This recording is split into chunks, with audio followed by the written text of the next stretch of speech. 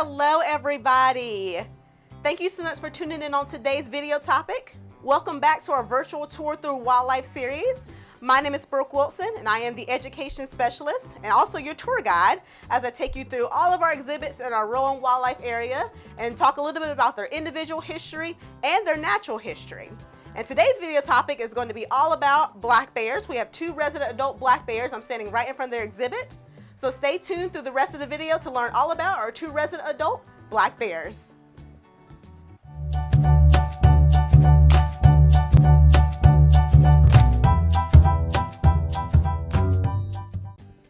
The black bear is the only species of bear that can be found natively in North Carolina or anywhere in the eastern United States. Here at Rowan Wild, we are lucky enough to have two resident adult black bears. Our male is named Ruff, and he's the one looking right into the camera with the brown nose. And we have one adult female bear named Honey, and she's the one walking into the camera frame right here. Both Honey and Ruff are about 18 years old as of this year, which puts them at the upper end of their lifespan in captivity, where black bears generally live into their early 30s. Black bears are the smallest of the three species of bears found in North America, if you can believe that. I know to us they look pretty big, but in actuality they are much smaller than their cousins, the grizzly and the polar bear, both of which are the other bear species that inhabit North America.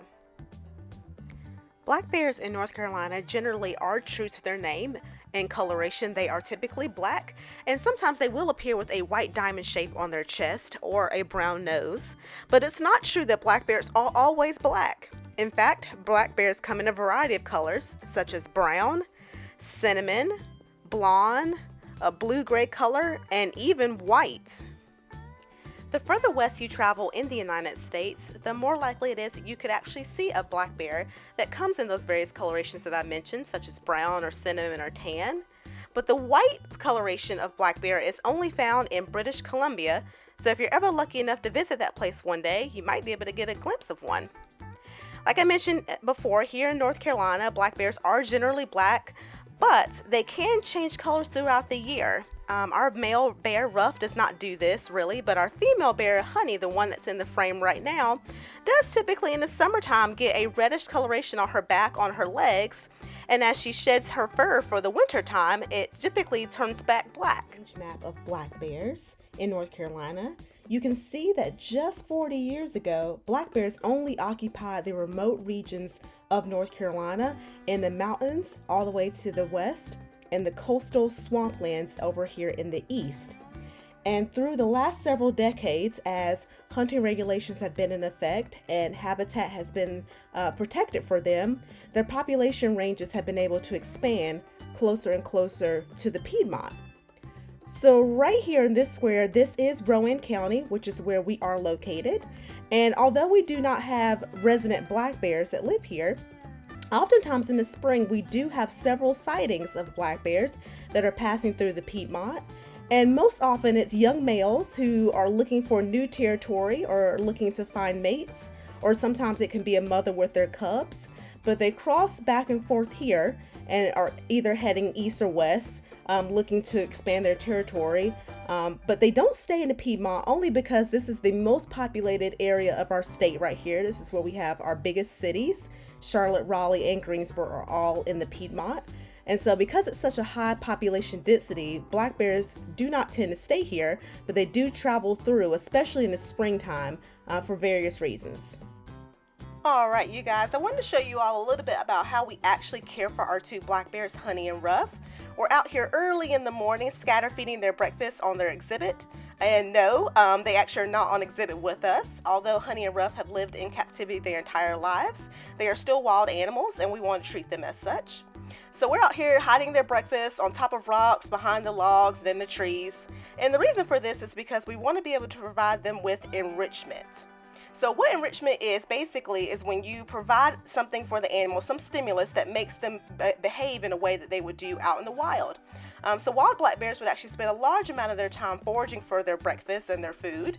And so that's what we're doing. So instead of giving them their food all in one bucket or bowl, we actually scatter feed their food and hide it around exhibits, so they have to use their brains and their noses and their sight in order to find their breakfast. And it keeps them mentally engaged and that's why we do that. So we do provide them with enrichment so that they can exhibit these natural behaviors. So once the animal care staff have actually finished hiding all the black bears' breakfast, they let them out of their inside holding, and the first bear out this particular morning was Honey. And the reason why the animal care staff actually put a few drops of fruit outside her door is Honey is just like a lot of humans that you know probably, and that waking up in the morning is sometimes a little bit difficult. And so getting her outside, we like to entice her with a few pieces of fruit at her door. So that's what she's eating there. In the mornings, we do feed our bears primarily just fruit, although bears in the wild would be omnivores, meaning that they would eat plants and animals. Our bears have never really taken a liking to meat, so they do get fruits and vegetables.